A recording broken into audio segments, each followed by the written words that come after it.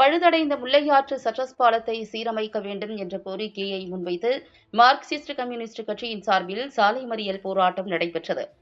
கட்டிமேடு, ஆதிரங்கம், சேகல் ஊராட்சி கிராமங்களுக்குட்பட்ட முல்லையாற்று சட்ரஸ் பாலம் பழுதடைந்துள்ள நிலையில் தினந்தோறும் அந்த வழியாக பள்ளி மாணவ மாணவிகள், ஆயிரக்கணக்கான பொதுமக்கள் கிராமத்திற்கு சென்று வருகின்றனர்.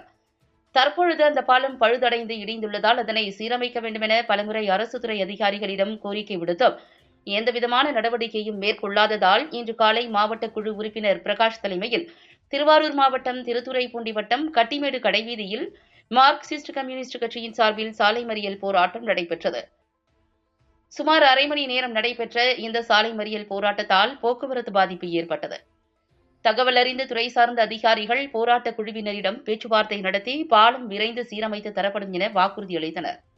இதனையடுத்து அரசு துறை அதிகாரிகளின் கோரிக்கையை ஏற்று போராட்டக் குழுவினர் சாலை மறியலை கைவிட்டு கலைந்து சென்றனர்.